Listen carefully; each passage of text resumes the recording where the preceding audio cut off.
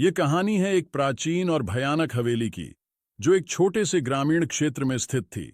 गांव का नाम था मृत्यु नगरी, और इस गांव की पहचान उस खतरनाक हवेली से होती थी।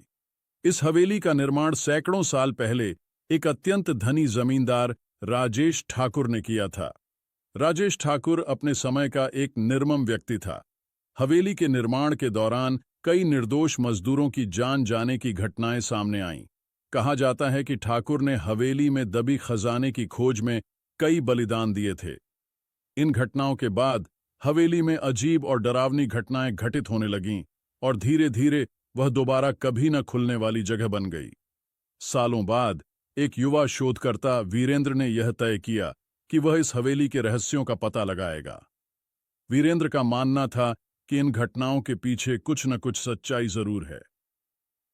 उसके साथ उसकी 4 दोस्त आर्यन, सीमा, रोहित और नेहा भी जाने के लिए तैयार हो गए। एक दिन सभी मित्र पूरी तैयारी के साथ हवेली की ओर निकल पड़े।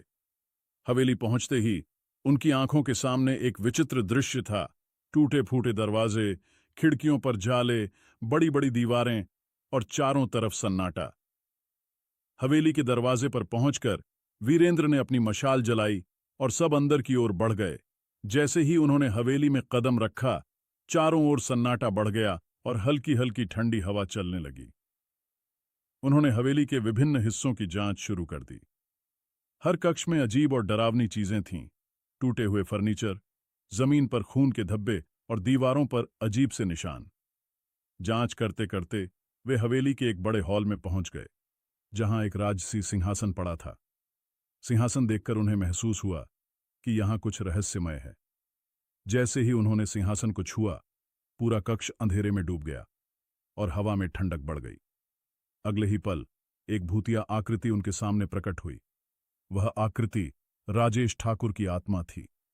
आत्मा ने क्रोधित आवाज में कहा, इस हवेली में तुम्हारा स्वागत है, लेकिन जो भी मेरे रहस्यों को जानने का प्रयास करेगा, उसे मुझसे सामना करना होगा। वीरेंद्र और उसके दोस्त डर गए, लेकिन उन्होंने साहस दिखाया। वीरेंद्र ने आत्मा से पूछा, हम यहाँ सच जानने आए हैं।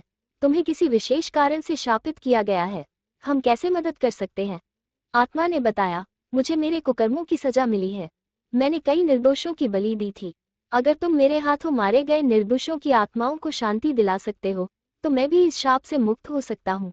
वीरेंद्र और उसके दोस्तों ने आत्मा की बात मानी और ठान लिया कि वे निर्दोषों की आत्माओं को शांति दिलाने के लिए कुछ भी करेंगे। उन्होंने हवेली के तहखानों की ओर कदम बढ़ाए, जहां कहा जाता था कि उन निर्दोषों की आत्माएं बंद थी।